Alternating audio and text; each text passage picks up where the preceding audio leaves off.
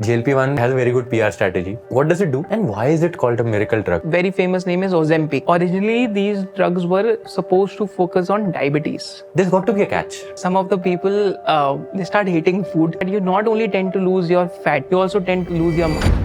If let's say X number of people start taking GLP-1 drugs in the US, they might lose a lot of weight, which can eventually help airplane companies become more profitable because most obvious economic consequence has been on some of these FMCG companies. Then alcohol consumption is one of the most obvious hits that has happened. An average person who's on GLP, the grocery bill every month falls by. Do you think all these GLP-1 drugs eventually become lifestyle drugs? There are chances that this figlopron gets approved. Is that not only you tend to lose fat, but you also tend to gain muscle. If let's say somebody is researching on this domain, what are few key areas where they should keep an close eye on?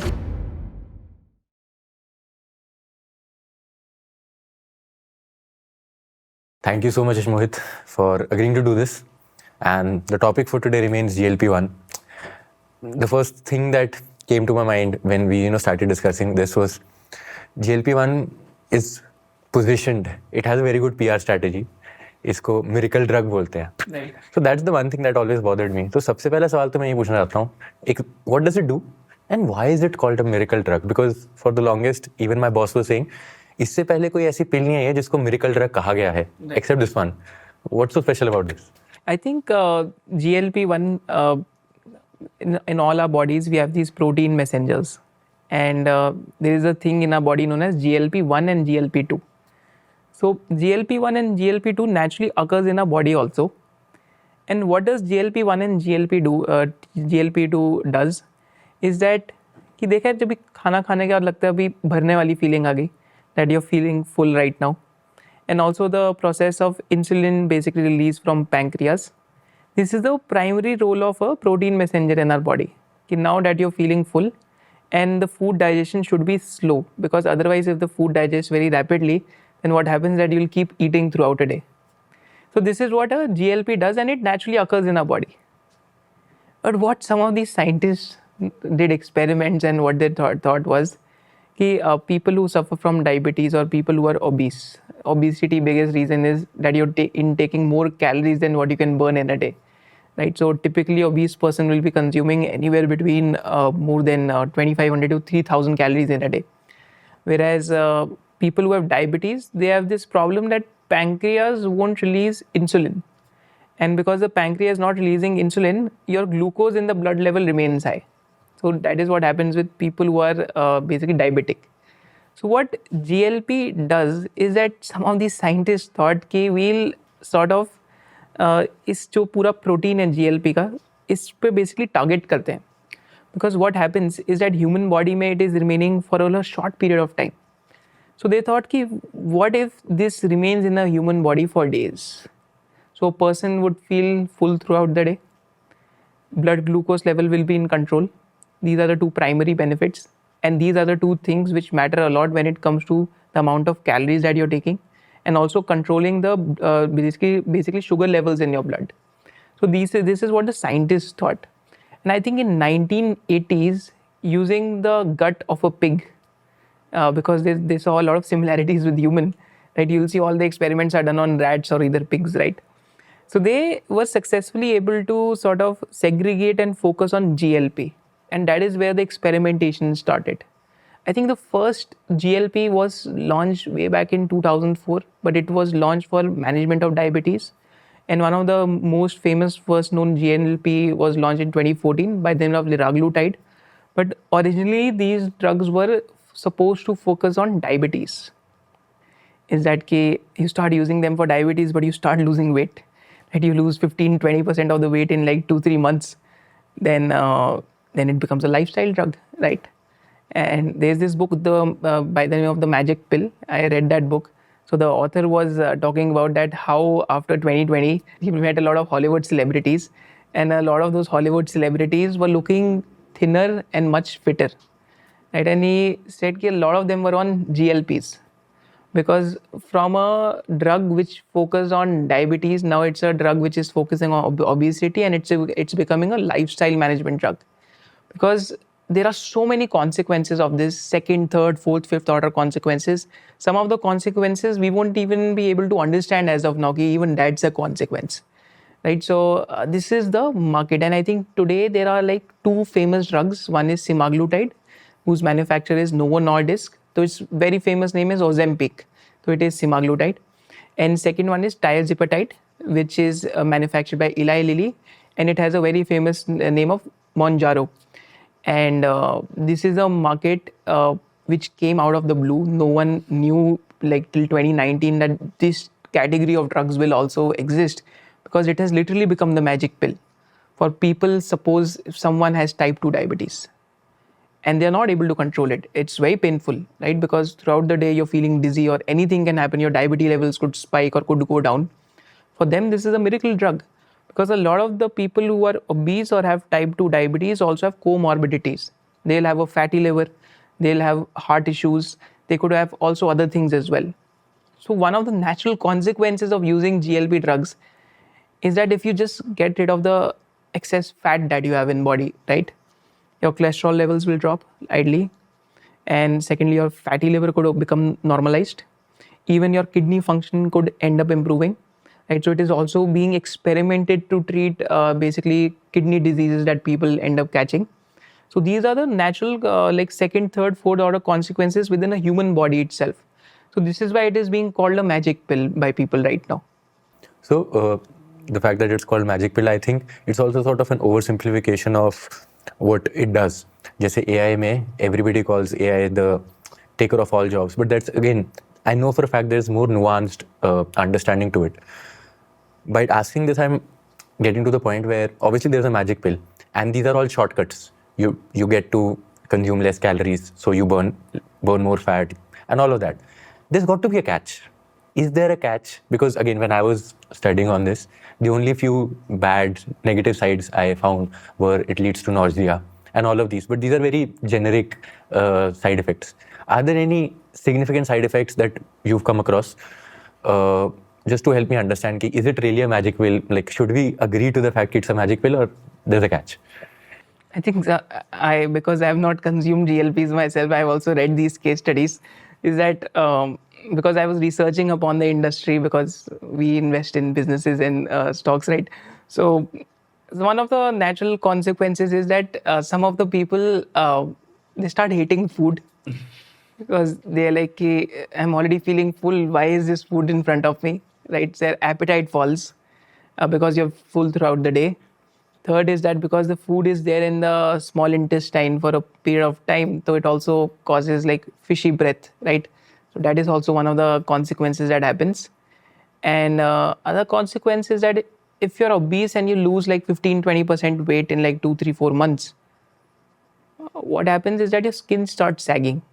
So that is also one of the consequences of this. And apart from this, like there are a lot of lifestyle consequences. So one of the consequences that we were reading is that people who are taking these drugs to look much fitter in nature, they generally start spending more on other things related to lifestyle. They'll spend more on cosmeceuticals.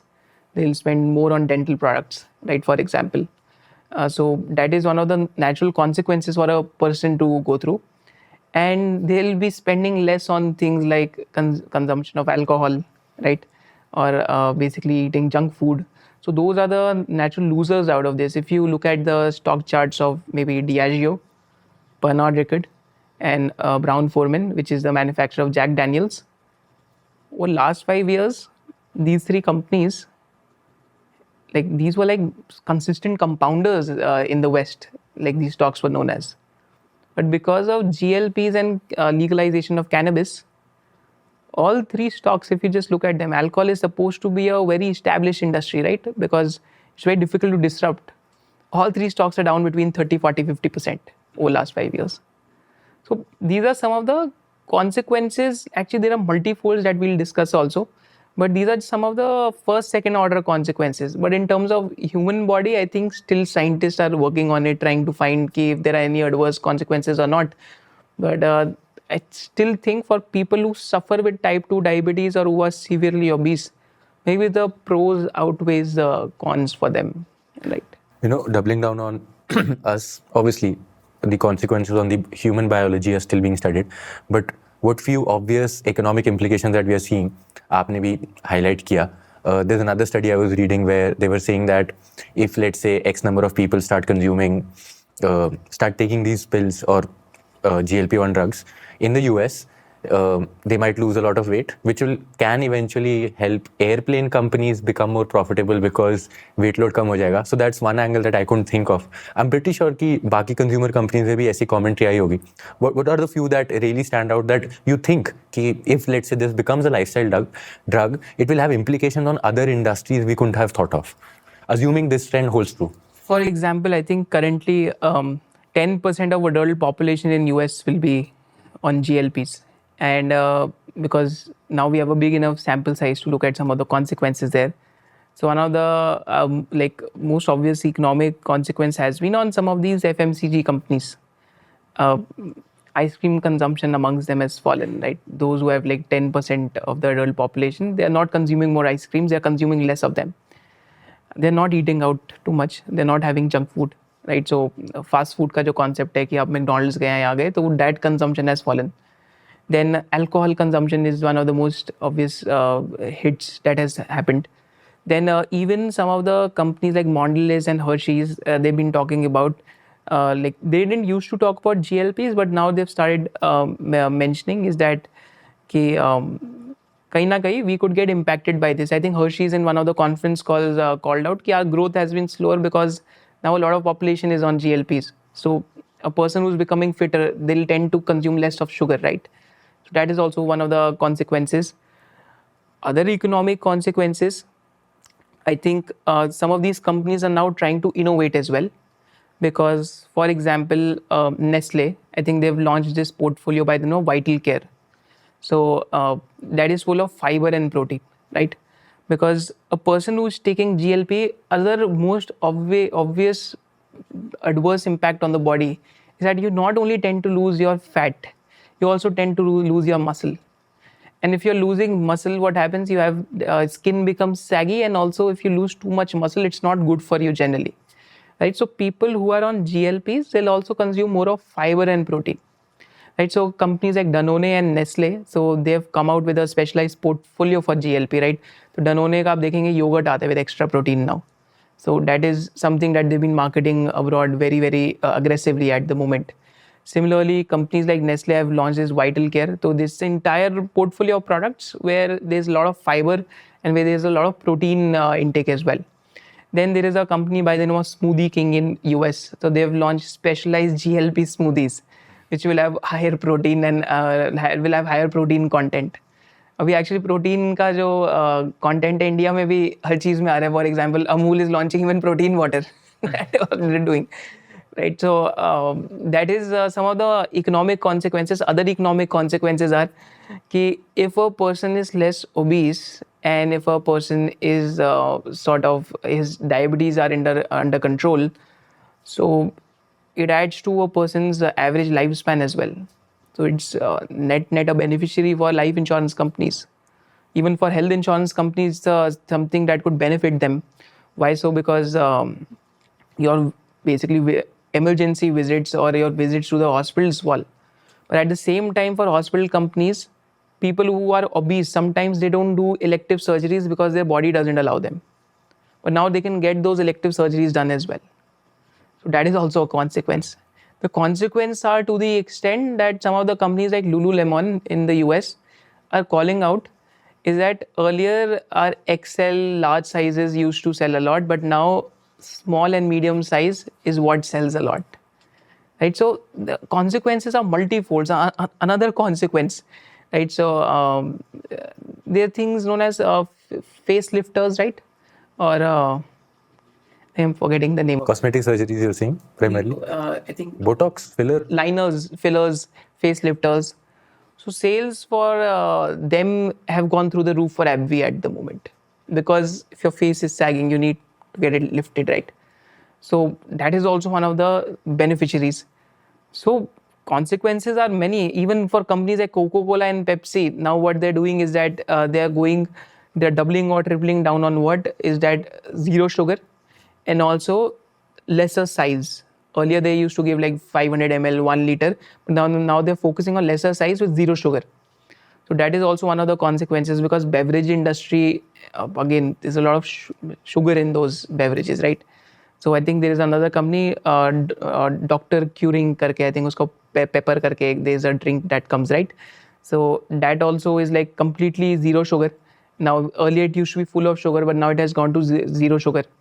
Similarly, cheese consumption amongst the people who are on GLPs tends to fall. Fall. Because the thing is, a person who's taking it as a lifestyle drug, just think of a person who's taking GLP as a lifestyle drug, they want to lose weight. So other things will also fall, right, in consumption, because your overall consumption is going to fall. This also has an impact on Walmart. So Walmart, in their one of the conference calls, told about ki, an average person who's on GLP, the grocery bill every month falls by 8%. Those are the type of impacts that are there. And some of the industries will be negatively impacted, but some of them will get positively impacted. For another example is that fitness memberships in US have gone up. Why so? Because a person who's on GLP has a sagging muscle or sagging skin, and because muscle loss is the most obvious effect, so they'll go to fitness gyms. So that is again one of the like trends. So there are so many consequences, is that even in India, once it gets launched, we'll see these consequences playing out over next 10, 20, 30, 40 years, because this is a drug which could ideally get mass adoption in India as well, because India has almost 100 million patients of diabetes at the moment, right? Now that we've talked about, all these economic implications, I think we can go on, speak for hours and still not cover every possible angle, because even we couldn't come up of second, third, fourth order effects of what exactly could happen, both on the positive or negative side. But where I'll take this conversation is talking a bit more on the manufacturing value chain of this, so that again, that helps us understand who are making money, how are they making money, and eventually come to a point where we can think of this GLP-1 trend as a possible investable opportunity also. With that said, what does the value chain look like? Where do global players, Novo Nordisk, all these innovators stand? And in this whole value chain, does India have a say? So I think value chain is like, so let's start with the total addressable market of the industry first. So I think currently from nothing, the industry has gone to become a $45 billion industry. And two molecules dominate this. One is semaglutide, which is Ozempic. So semaglutide has a $29 billion size. And second one is tirzepatide, which is known by the name of Mounjaro, and it has a $16 billion size. So total current market size is $45 billion, and the market has grown by 3 times in last 3-4 years, because the growth has been such.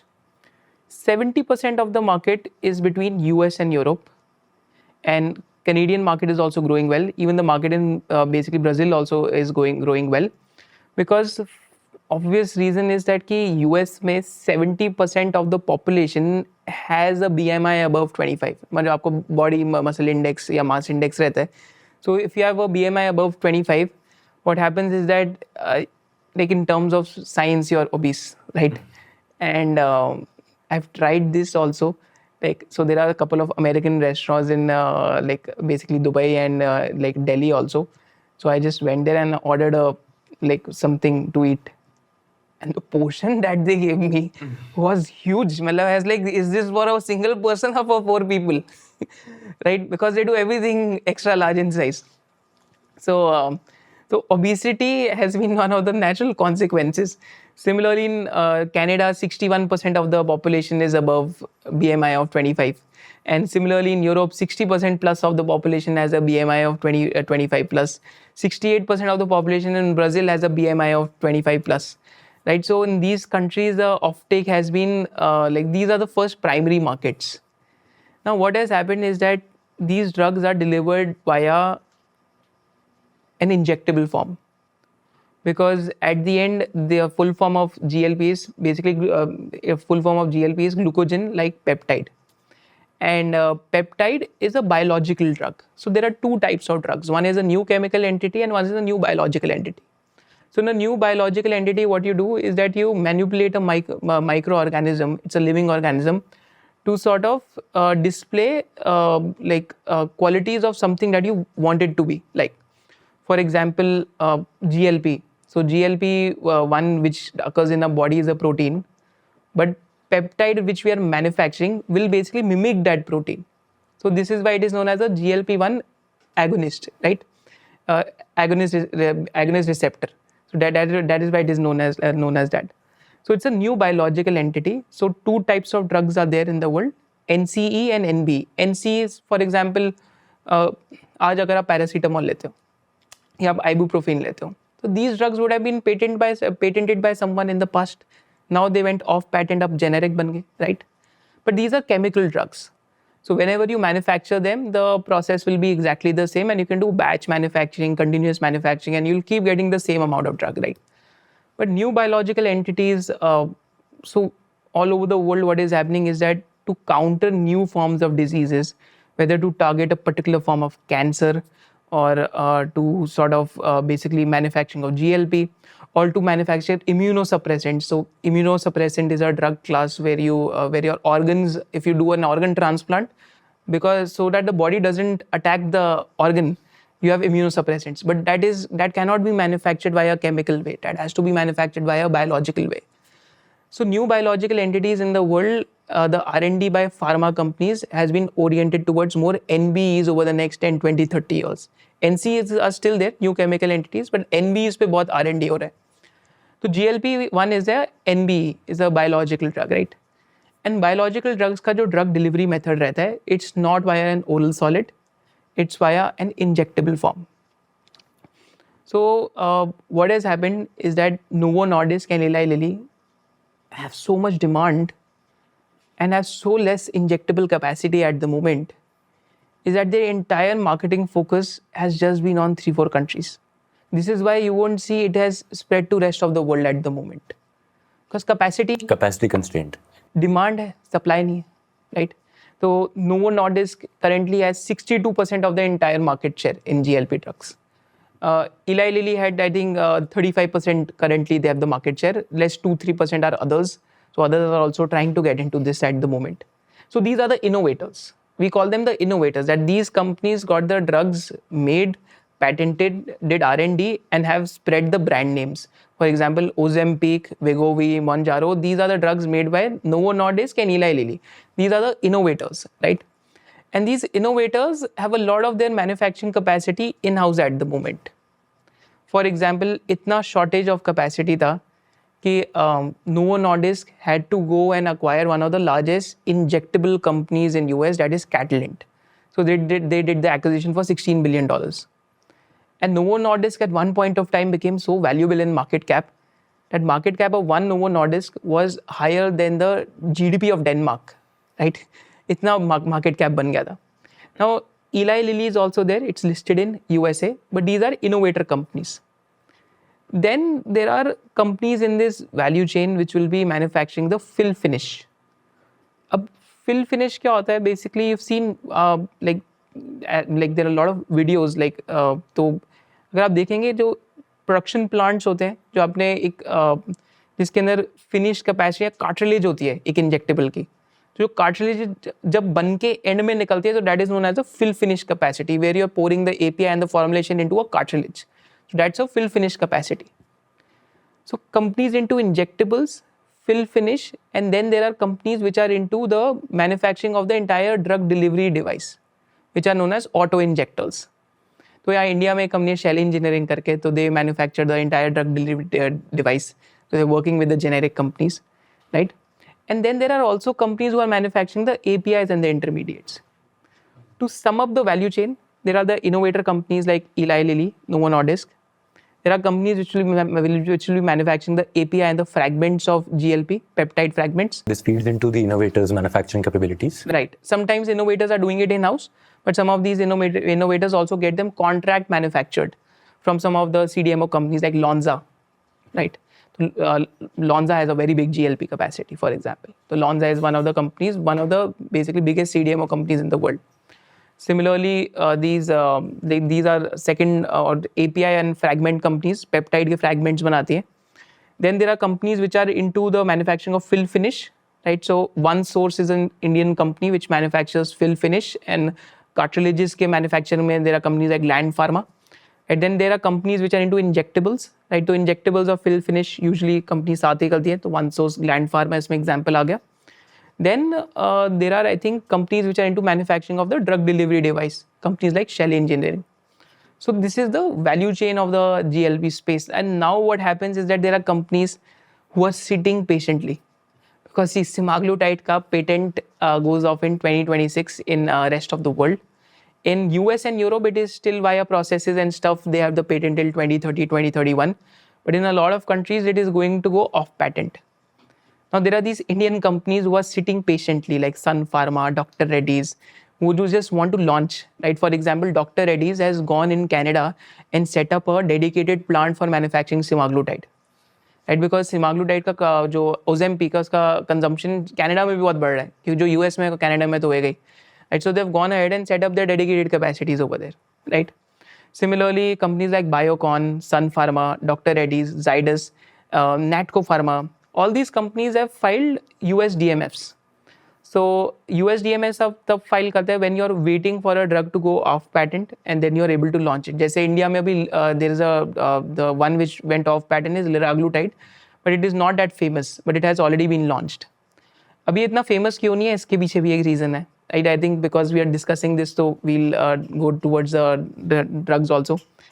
Right, so if you look at all types of drugs over here, so one is Wegovy, second one is by the name of Rybelsus, third one is Zepbound जो triazepatide है और इसका एक और drug भी आता है Mounjaro के नाम से, and fourth is orforglipron which is a new one, right? And liraglutide is an old one. तो actually में जो weight loss percentage होता है, तो अगर Wegovy का example लेते हैं, तो Wegovy Novo Nordisk है, but within 68 week of treatment duration, a person tends to lose 17 to 18% of the body weight, right? That is in less than like almost 13 to 14 months में. Similarly, when we take an example of Rybelsus, तो it's an oral form of semaglutide.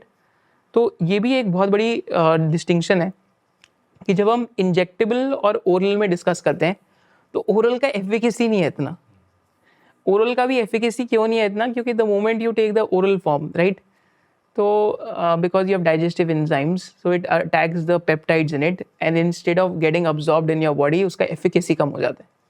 तो इसलिए if you look at Rybelsus, which is like an oral form of semaglutide, whereas Ozempic is the OG one, which is an injectable, so your body weight loss percentage is only 4%. That's the reason, right? Third one is tirzepatide, which is also, this one is manufactured by Eli Lilly. This has a 72-week treatment duration. And this one, like, so weight loss is 18% in people without diabetes and 12% in people with diabetes. And fourth one is orforglipron, which is the active ingredient. And it is being manufactured by Eli Lilly. So it is in, I think it has crossed the phase 2 trials right now. अभी शायद से phase 3 trials में घुस रहा है. This will be a game changer. Okay.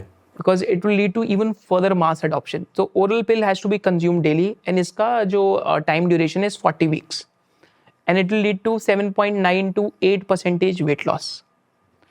But still, like injectables are the most famous form of these drugs right now, and I think even like next 5-10 years में 85% of the markets will be injectables. But oral में this is the first drug which could get approved. But coming back to liraglutide, तो liraglutide से भी weight loss इतना ज़्यादा नहीं है. तो liraglutide has already gone off patent. I think India में भी लॉन्च हो चुका है. ग्लेनमार्क ने भी अपने ब्रांड के साथ अभी लॉन्च करा है. बाय द नेम ऑफ लिराफिट करके एक ब्रांड है. So that brand has come in. So there will be companies who will also play a role in the marketing side. So marketing side, so India का domestic pharma, for example. So there are companies like Eris, which are very big into basically the anti-diabetic portfolio and dermatology, etc. And there are companies like Glenmark, there are companies like Sun Pharma, Lupin, Biocon, all these companies who have a domestic-oriented portfolio of drugs also. They will be like launching the basically generic version of these as and when they go off patent. So सबकी patent के जाने का time frame अलग है. जैसे semaglutide का rest of the world में 2026 में goes off patent. So that is leading to a big demand-supply mismatch, because if it has to be delivered by an injectable, so if there is a demand-supply mismatch, so you get an idea कि maybe the companies who are doing the CDMO for this, or the companies who are manufacturing injectables for this, those companies will have a lot of pricing power. Just for example, right? So one source, in the recent quarter, they did 43% EBITDA margin. Similarly, Gland Pharma has a 40 million cartridge capacity, which is fully booked, and now they are going to 140 million cartridge capacity. Whereas one source originally had, I think, 20-30 million capacity. Now they're going to 220 million. Now already gone to 100 million, but 100 million se bhi 220 million जाना पड़ रहा है. And rest of the world, India में this market is, I think, will take off in next 5 years, right? So Natco Pharma has a very interesting business model, which is like a lottery ticket business model. But it's tough for me to value that company because every 5 years they'll have a one bumper year of cash flows, and then 5 years nothing is happening, right? So I think currently they have bumper cash flows because of rev limit.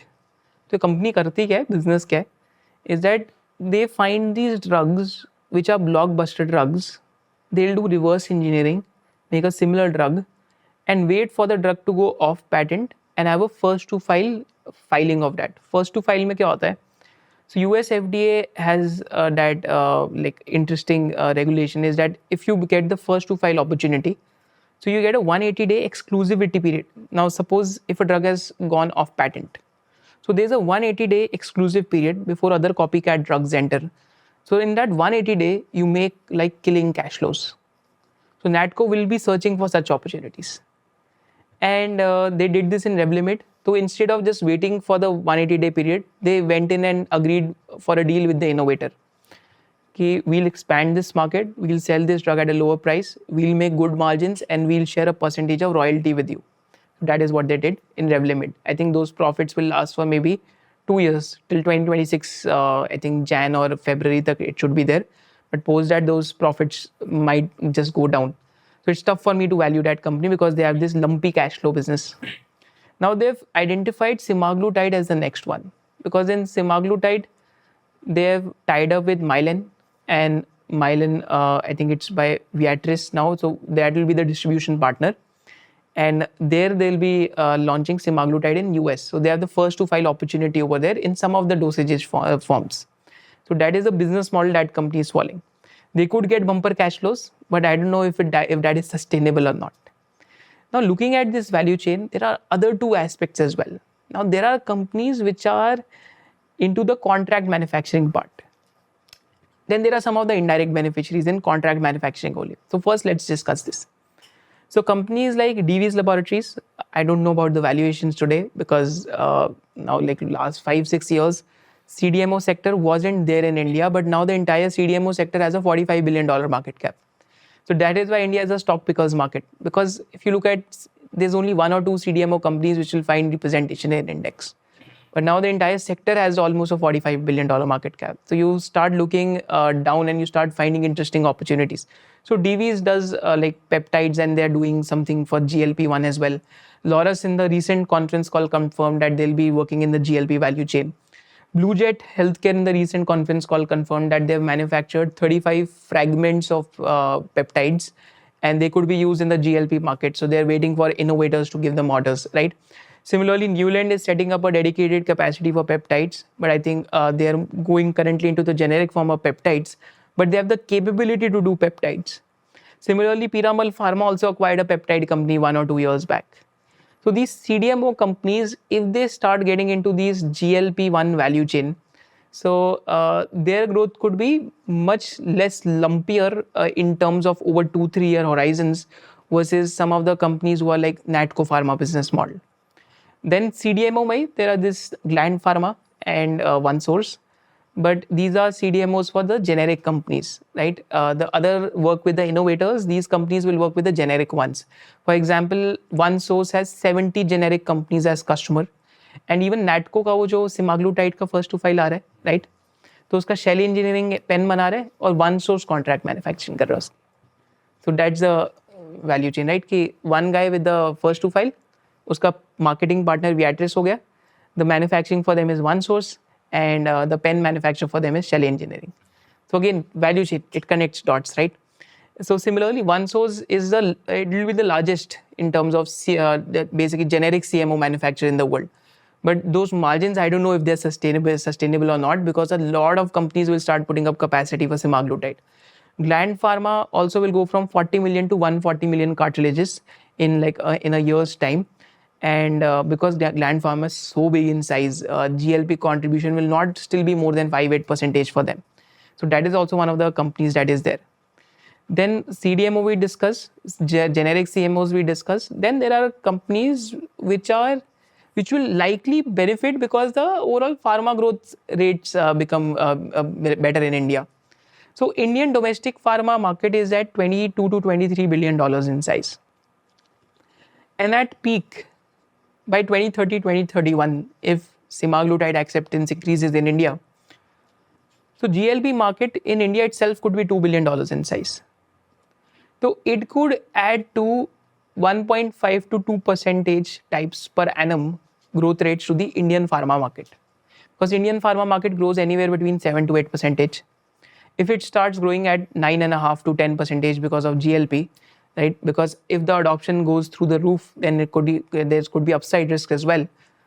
So likely beneficiaries are also companies who are into distribution of pharmaceutical products. So there are companies like Apollo Healthcare has this distribution arm of pharmacy. It's getting separately listed now. It is getting demerged. So Apollo also sees value over there, right?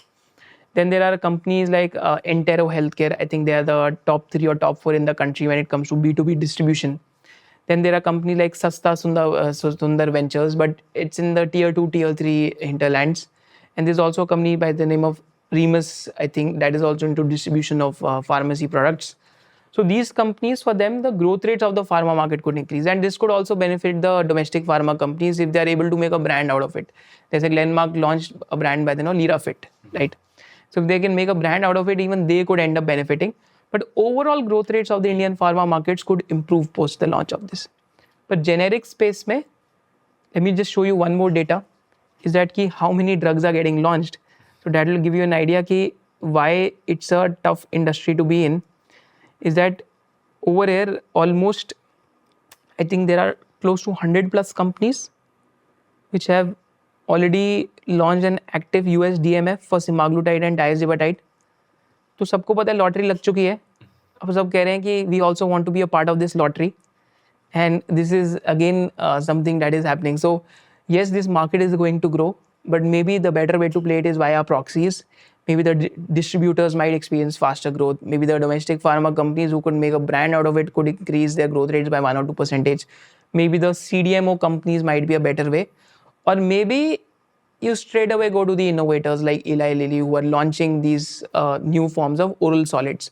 So there, I think still the PE multiple on a forward basis at 20-25 times. It versus some of the Indian CDMOs trading at 80, 90, 100 times. So that is a call one has to take independently. But yeah, this is how the value chain of the industries, TAM of the industries, and this is how it will add to the growth rates of the Indian market.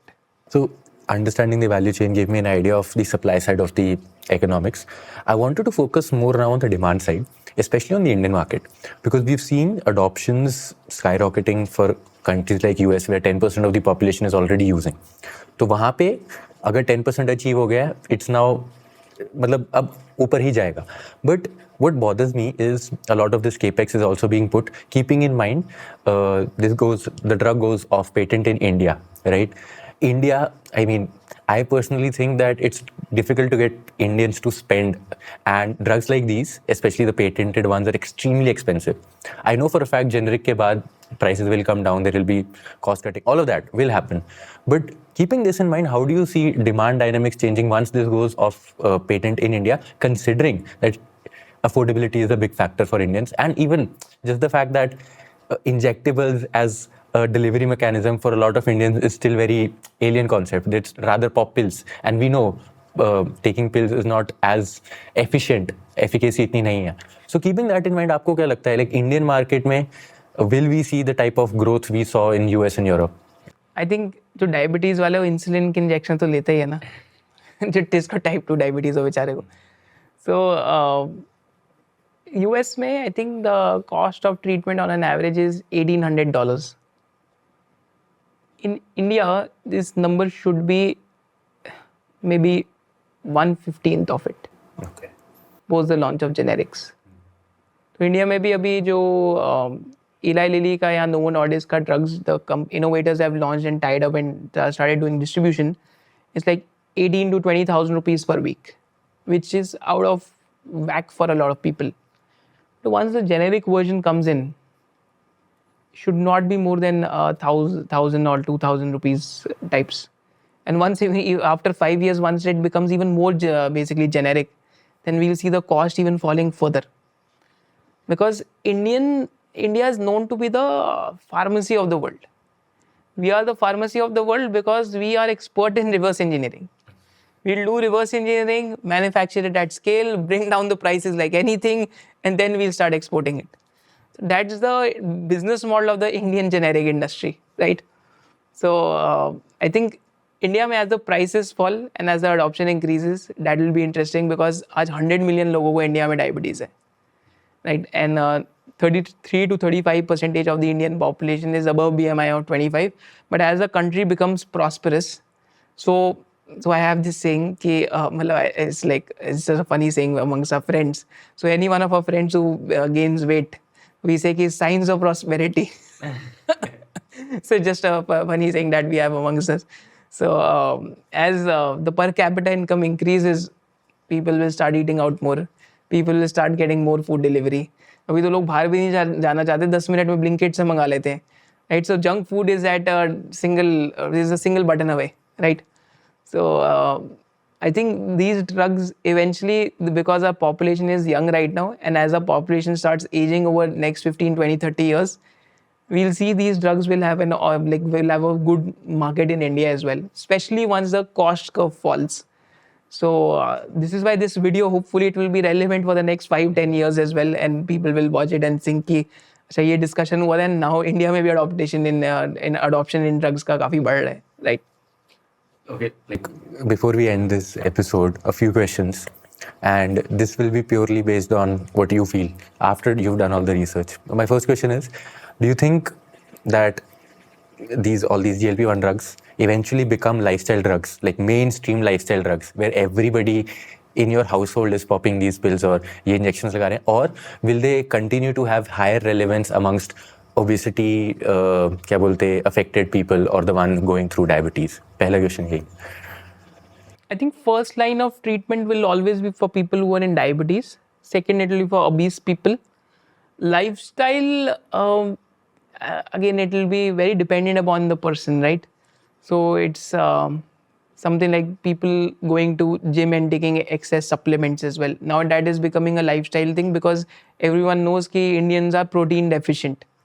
So that will depend upon adoption of the drug and how the population perceives it, like, because every country has unique dynamics.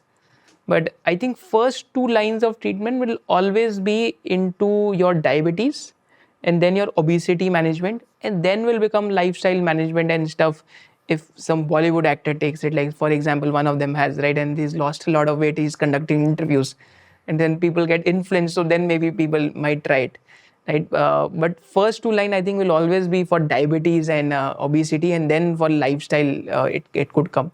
But if someone who's already naturally fit, I don't think there's any need to take it, right? But we humans like to take shortcuts, let's not also forget that. A second question being again on the pricing. How certain are you? Again, I don't want you to make predictions and all, but if you were looking at it in a probabilistic way, of all the probabilities out there you assign to different possibilities, prices coming down and that becoming a major reason for driving adoption in countries like India, where per capita income is much lesser than US. How does that play out? How plausible do you think that is? Is it very plausible or not really? Actually, my first example, abhi Canada में it's going to go off patent. Once it goes off patent, the price will crash 70%. So we already have an example. So we'll have next 12-18 months to study ki what is happening in Canadian market as it is going off patent. Because generally it has been the trend is that because we'll set up such big capacities in India, because the pharma companies have very big cash flows, whether it's Sun Pharma, they're making like some more than 25-26% EBITDA margins, where it's a Glenmark or it's a Lupin. All these companies have big cash flows with them. And these companies are always looking for the next big opportunity. So I think pricing eventually won't be a challenge because this is the business model of the Indian generic industry. So maybe it's a challenge for 1-2 years. Over a period of time, I don't think it will be a challenge. That is why it's risky for companies like OneSource in the long term, because आज तो pricing power है 2-3 years के लिए, you're making 40-45% EBITDA margins. But what happens 4-5 years down the line? Whether those margins will sustain or not, because at the end, if anything which has excess supply, मतलब आज नहीं है, आज demand ज़्यादा है versus supply, but there's a possibility that once it becomes generic, then it will have excess supply from Indian generic guys. Then the prices will tend to fall, right? Last question being on innovation within the GLP drug arena. पहले we had liraglutide, फिर उसके बाद semaglutide आया, और अब ये trizepatide भी आ गया, जहाँ पे there are higher chances of more fat loss.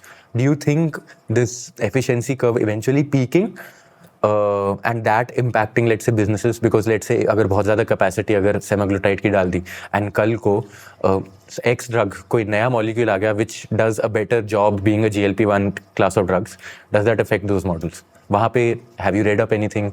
Do you find any merit in this argument?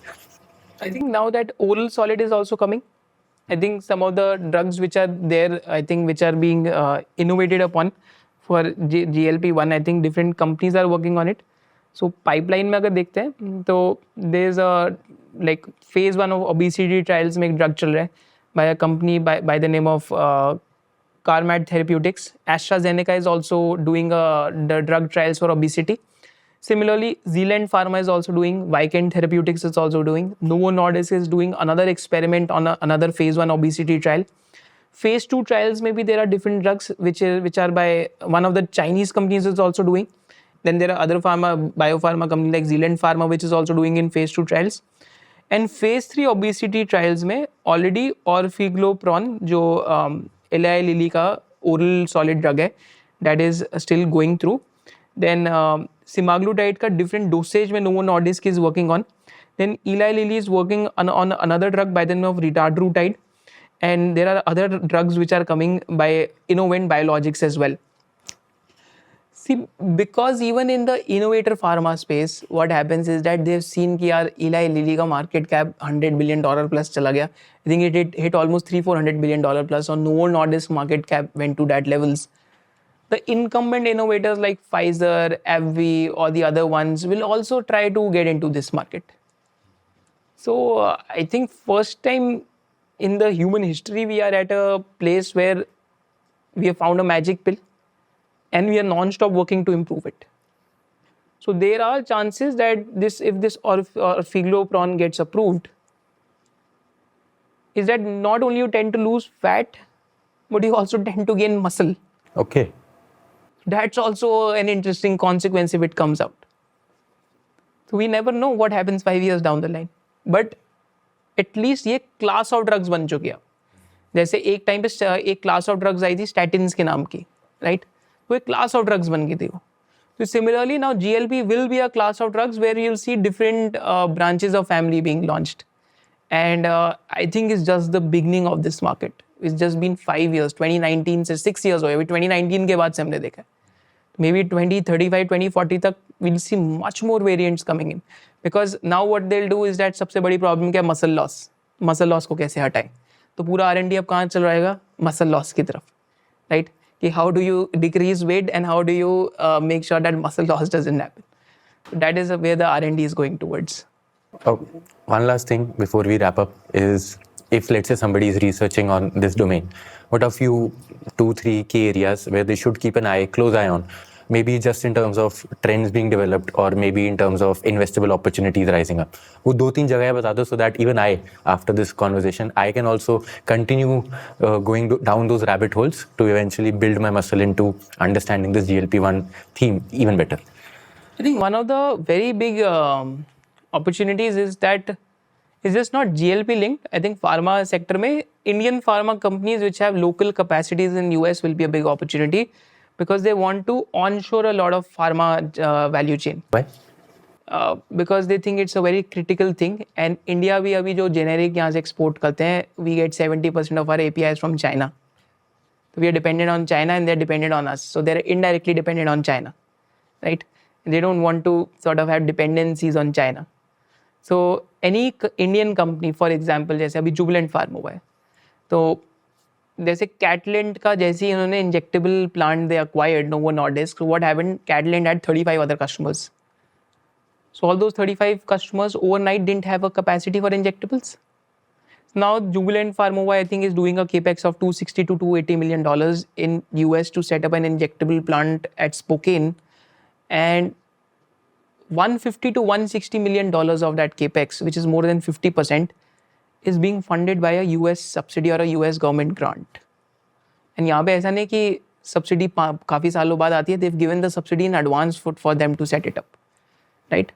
Similarly, they have a capacity in Canada which has been set up via an interest-free loan from the government, right? So that is one of the beneficiaries which is not so obvious once you read on the surface, but you go second, third, fourth order consequences down the line. Oh, because Catalent has been acquired by Novo Nordisk, there's a demand-supply mismatch for other forms of injectables in US. So this is one of the companies that benefits out of there. So injectables as a space I'll study. Another space that I'll study is the CDMO companies, not just for GLPs, but CDMO sector in India, I think, is going to go through a multi-year tailwind. Valuations will go through the curve of being high to low because it's a lumpy business. In one quarter, you have a drug supply, then next 1 year, nothing happens.